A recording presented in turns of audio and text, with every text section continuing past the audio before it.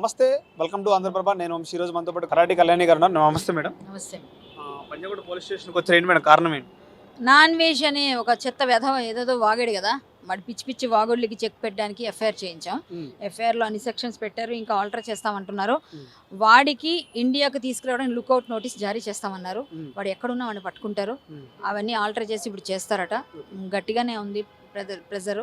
So ఖచ్చితంగా వాడు రావాలి. వచ్చినాక హిందువుల్ని, సీతమ్మ తల్లిని, ద్రౌపది మాతని భయంకరంగా వీళ్ళందరూ రేపిస్టులు హిందువులు. అంటే నేను చెప్పిన విధానం వేరు, మీరు అనుకునే విధానం వేరు. వేరేలా పోర్ట్రేట్ చేస్తున్నాను, హిందూ నుంచి నన్ను వేరే మతానికి మార్చడం ట్రై చేస్తున్నాను, హిందువుని నేను భారత వ్యక్తిని అని చెప్తున్నాడు కదా. హిందూ అయితే సీతామాతకి రేప్ అయింది అని మాట్లాడండి.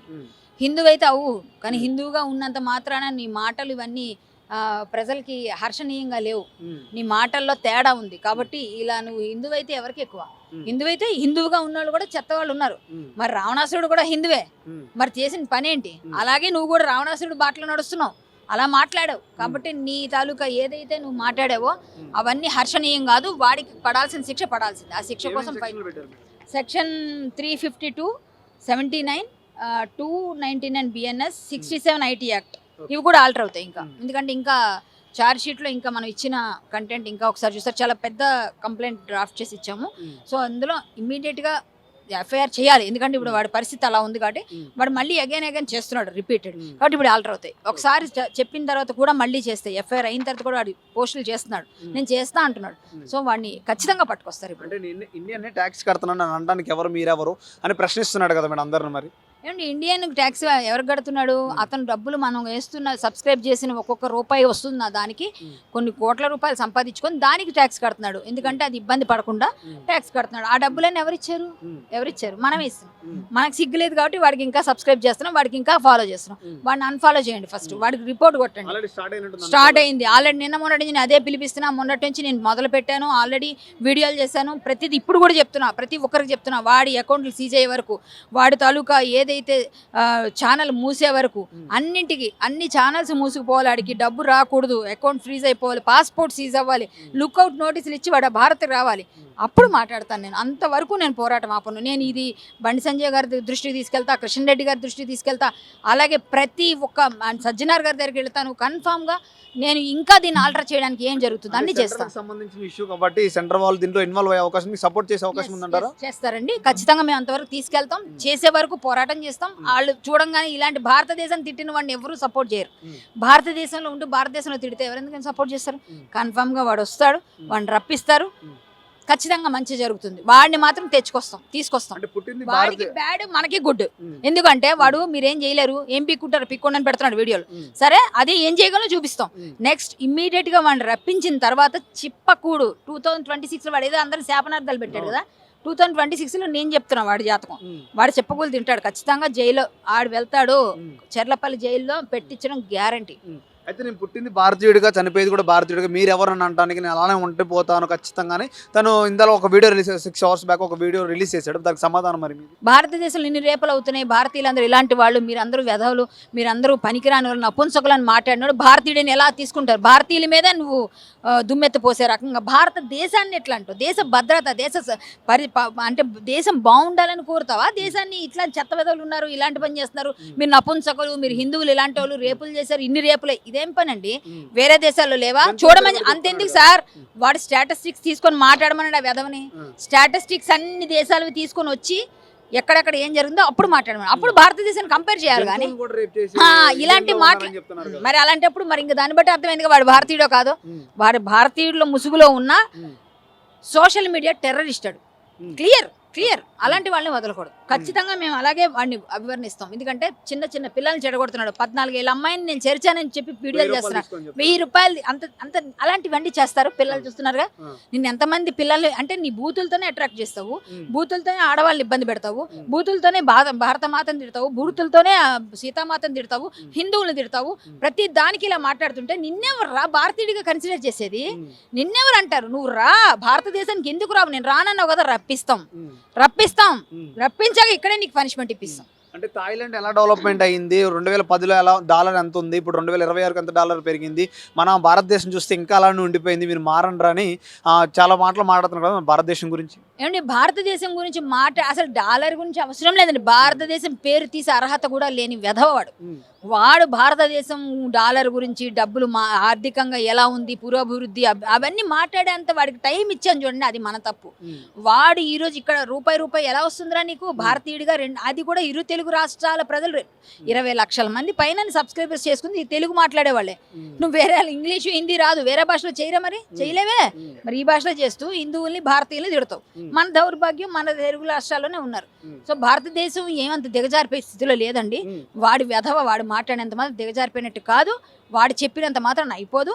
సో వాడికి ముందు శాంటిటీ లేని వ్యక్తి, అలాంటి వ్యక్తి కోసం మనం ఇంకా ఎక్కువగా ఆలోచించుకుంటూ వాడికి శిక్ష ఎలా పడాలో చూడమే కరెక్ట్. భగవద్గీతను వినాయకుడి బొమ్మను పట్టుకొని నేను భారతీయుని చెప్తున్నాడు. నేను గతంలో కూడా భగవద్గీత గురించి చాలా విధాలుగా ఒక్క పూట ఉండి వాటి గురించి ఎక్స్ప్లెయిన్ చేశాను. అంత ఇష్టం నాకు హిందూ మతమైన అంటే దీన్ని పాటిస్తాను చెప్తున్నాడు కదా, మీరేమో ఇలా చూసి వ్యతిరేకత అని చెప్తున్నారు. మరి ఏమండి భగవద్గీత నా బ్యాగ్లో కూడా ఉంటుందండి, చిన్నది పాకెట్ భగవద్గీత. అంటే అందరూ పట్టుకుంటామండి, అందరూ పెట్టుకుంటాం, కానీ దాన్ని ఆచరించాలి. భగవద్గీతలో ఆచరణ చేస్తే నువ్వు ఆచరణ అయ్యి ఉంటే నువ్వు ఇలాంటి మాటలే రావు, నీకు ఇలాంటి ప్రవర్తనే ఉండదు. కాబట్టి భగవద్గీత పట్టుకోవడం వేరు, ఆచరించడం వేరు, దాన్ని అవగతం చేసుకొని పాటించడం వేరుగా ఉంటుంది. దానికి లోకానికి చాటి చెప్పడం వేరు. సో ఇవన్నీ డిఫరెంట్ ఇవన్నమాట జోనర్స్. నువ్వు ఏదో పట్టుకున్నంత మాత్రం భగవద్గీత పట్టుకుంటే నువ్వు హిందువు అయిపోవు. భగవద్గీత పట్టుకుని నువ్వు చెప్పేస్తే నేను వేరే వాళ్ళని అనలేదు అంటే నువ్వేం చెప్పావు? క్రిస్టియన్ వాళ్ళ ఫ్రీడమ్ ఉంది, ముస్లిం భారతీయ స్త్రీల్లోని ఎక్కువ ఆత్మన్యూన్యత భావం ఉంది, వీళ్ళు కరెక్ట్గా లేరు కాబట్టి వాళ్ళంతా కప్పేసుకుంటారు కాబట్టి వాళ్ళకి జబ్బులు వస్తాయి, క్రిస్టియన్స్కి రావు విప్పుకుంటారు కాబట్టి. అంటే నీ ఉద్దేశం ఏంటి? నువ్వు ఏ మతానికి సపోర్ట్ చేస్తున్నావు? నువ్వు క్రిస్టియన్వా? క్రిస్టియన్ మతానికి సపోర్ట్ చేస్తున్నావు, ఈ రెండు మతాల మీద ఎందుకు చిచ్చు పెడుతున్నావు? అంటే వీళ్ళందరూ పనికిరారు ఇట్లా మాట్లాడుతూ నువ్వేగా. మరి ఇవన్నీ కూడా చేసినాక నువ్వు మాట్లాడుతున్న దానికి నువ్వు భగవద్గీత పట్టుకుంటే ఎట్లా అయిపోద్ది? భగవద్గీత పట్టేసుకున్నంత మాత్రాన నువ్వు భారతీయుడు కాదు. వినాయకుడు బొమ్మ పట్టుకున్నంత మాత్రం దైవభక్తి ఉన్నట్టు కాదు. దైవభక్తి ఉన్నాడు, దేశభక్తి ఉన్నాడు, ఇలా బిహేవ్ చేయడు. సో వాడు పెద్ద వెధవ. ఆ వెధవకి పనిష్మెంట్ జరగాల్సిందే. రావణాసురుడు కూడా అద్భుతంగా వేదంగాలు చదివిన పండితుడే, కానీ సీతమ్మను అపహరించిన తర్వాత కదా అతనికి పతనం స్టార్ట్ అయింది. సీతామాతను అన్నవాడు ఎవడు బాగుపడ్డు? సీతామాతను అన్నాడు కాబట్టే కదా వీడికి కూడా పతనం స్టార్ట్ అయింది. ఎస్, సీతామాతను అన్నాడు. 2026 మార్కు చేసుకో. నువ్వు తొందరలో చెర్లపల్లి జైల్లో చెప్పకూడదు తింటావు. నా అన్వేష్ అంటే ఇంకో లాస్ట్ చెప్పండి, నేను తప్పు చేసి ఉంటే వినాయకుడు వెనక గుడి ఉంది, నా వెనక ఆ గుడిలో చచ్చిపోతాను, నైట్ రక్తం కక్కుని చనిపోతాను నేను చెప్తున్నాడు కదా, నేను తప్పు చేయలేదు కాబట్టి ఉన్నానని చెప్తున్నాడు కదా. మరి ఏమండి ఇప్పుడు ఏమైనా ఇన్స్టెంట్గా జరిగిపోవాలని ఏమైనా రాసి పెట్టుందా? వాడేదో ఈ రాత్రికి అయిపోవాలంటే వాడేమైనా మునిపొంగవడా? వాడేమైనా పెద్ద కాలజ్ఞానం తెలిసిన పోనీ ఒక బ్రహ్మంగారుల కాలజ్ఞానం తెలిసి నాకు రేపు జరగబోయేది ఇప్పుడు జరిగేది అని తెలుసా? మునిలాగా ఋషులుగా ఏదైనా బాగా తపస్సంపన్నుడైతే వాడు ఏదంటే అది ఇమ్మీడియట్గా అయిపోద్ది. వాడేంటండి వాడు ఒక పెద్ద వెధవ అని చెప్తున్నాను కదా, వాడు పెద్ద చెత్త వెధవ. అదే అండి అలా మాట్లాడుతున్నాడంటే వాడు సంస్కారం అర్థమవుతుంది. కుసంస్కారి వాడు, సంస్కార హీనుడు వాడు. అలాంటి సంస్కారహీనుడు ఇమీడియట్ గా వాడు అనేస్తే రాత్రి చచ్చిపో అది అయిపోద్దా? అవుతుంది, వాడు అన్నట్టు అవుతుంది, కానీ కొంచెం టైం పడుతుంది. అది ఎలా అంటే భారత స్త్రీలందరూ ఉసురు, సీతామాత తాలూకా బాధ, ద్రౌపది మాత బాధ, వాళ్ళ మనసు ఆత్మక్షోభ ఇవన్నీ ఉన్నాయి కదా. అదే ఆత్మక్షోభ భారతీయ స్త్రీల్లో ఉంది కదా. భారతీయ స్త్రీలు అలాగే హిందూ స్త్రీలు అందరూ బాధ కలిపి వాడికి కట్టి కుడుపుతుంది. కన్ఫామ్ గా వాడికి ఈ శిక్ష పడుతుంది. ఎప్పుడంటే కొంచెం టైం పడుతుంది, వాడు రావాలి, వస్తాడు. అక్కడ అవకాశం ఉంది, నేను ఎవరు తీసుకురాలేరు, వచ్చే అవసరం లేదు ఇక్కడ వరకు అన్నట్టుగా అదే మాతో మాట్లాడుతున్నాను అనుకోవచ్చు. ఇక్కడ లుకౌట్ నోటీస్ ఇస్తే ఆటోమేటిక్గా వస్తాడండి. లుకౌట్ నోటీస్ వస్తుంది, లుకౌట్ నోటీస్ ఇస్తారు, చెప్పారు, చేయిస్తాము, కేంద్రాన్ని ఒత్తిడి చేస్తాం, పాస్పోర్ట్ సీజ్ చేయించడానికి పాస్పోర్ట్ అథారిటీస్తో మాట్లాడతాం, 2 తెలుగు రాష్ట్రాల విహెచ్పి బజరంగ్ దళ్ వాళ్ళతో కూడా మాట్లాడతాం, వాళ్ళందరూ కూడా కంప్లైంట్స్ ఇస్తారు. ఆల్రెడీ రవి గారితో మాట్లాడాం, విశ్వ హిందూ పరిషత్ రవి గారితో, 2 తెలుగు రాష్ట్రాల కార్యదర్శి వారితో మాట్లాడాం. వారు కూడా డీజీపీకి అందరికి ఇస్తా అన్నారు. కన్ఫామ్గా ఇది పెద్ద ఎత్తున ఉద్యమం అవుతుందండి, వాడు వస్తాడు.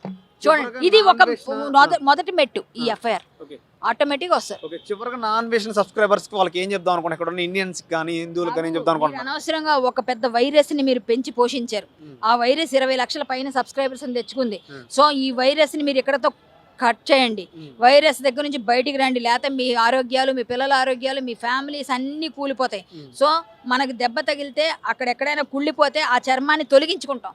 అలాగే వీడు మొత్తం విషంలా మారిపోయాడు, మీ బాడీలోనే ఎక్కిపోతున్నాడు, అనవసరంగా మిమ్మల్ని పొల్యూట్ చేస్తాడు, మీ పిల్లల్ని పొల్యూట్ చేస్తాడు. వీడిని కట్ చేయండి. సబ్స్క్రైబ్ చేసిన వాళ్ళందరూ అన్సబ్స్క్రైబ్ చేయండి, వాడికి రిపోర్ట్ కొట్టండి, బయటికి రండి. విత్ ఇన్ డేస్లో 20 lakhs కూడా మొత్తం జీరో అయితే, వాడికి రూపాయి రాకపోతే అడుక్కుంటా అదే ఊళ్ళల్లో భారతదేశం గురించి గొప్పగా చెప్పుకుంటాడు ఆ రోజు. ఆల్రెడీ అందరూ చాలా మంది శ్రద్ధాంజలి ఫోటోలు పెట్టడం కానీ చాలా మంది చేస్తూ ఉన్నారు కదా. దానివల్ల ఏం లేదండి, అది సోషల్ మీడియాలో ట్రోలింగ్స్ వల్ల పెద్దగా రాదు. కాకపోతే వాడికి వాడు పట్టించుకోడు, వాడు పట్టించుకునే వేదవ కాదు కదా. సో ట్రోలింగ్ వల్ల ఏం రాదు. ట్రోలింగ్ పక్కన పెట్టి మనం చేయాల్సిన వర్క్ చేయాలి, అంతే. వాడిని తెప్పించాలి, ఆ పని చేయాలి. సో చూశారు కదా, మీరేమనుకుంటున్నారు కరాటి కళ్యాణ్ గారు చెప్పిన విధానం కానీ, లేకపోతే నా అన్వేషణ చేసే వీడియోస్ పోస్ట్కి మీరేమనుకుంటున్నారు ఖచ్చితంగా కామెంట్ రూపంలో తెలియజేయండి. Thank you. చూస్తున్నాను ఆంధ్రప్రభ.